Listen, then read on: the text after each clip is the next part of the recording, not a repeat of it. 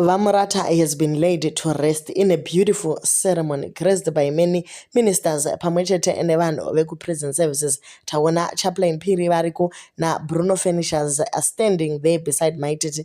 He is a true friend. The prison services vauya kuzosapota Maititi uye nenyaya yekuti sekuru Murata vakamboshanda mupolice department. Vana vanga variko kwazofarwa, celebrating a life well lived.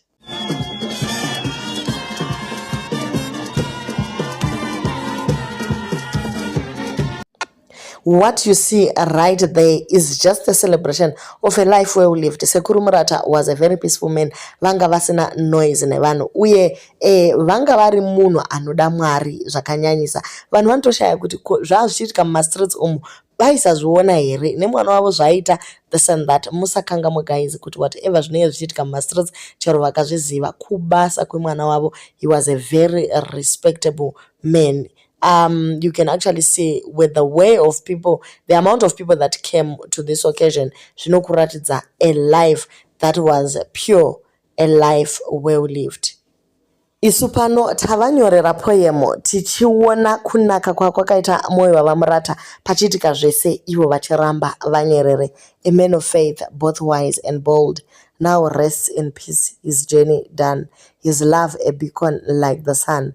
With open arms and heart of grace, he walked through life, a sacred space, forgiving all who crossed his way, his love a light through darkest day. A father's touch, a guiding hand. He built a legacy so grand. In every prayer and tender word, his spirit spoke, his faith was heard, his life a testament of love, a gift bestowed from heaven above. Now he is gone, yet he still stays in cherished memories and prayerful ways. Though grief may shadow, sorrow deep, his soul in tranquil slumber sleep. A man of God in love and grace now holds eternal resting place. So ndo yatavanyorera isu pano seZimhot News tichingoti kuna Maititi Cat family, Murata family nevamwe vakadaro nyaradzwai munguva yakadai kuoma.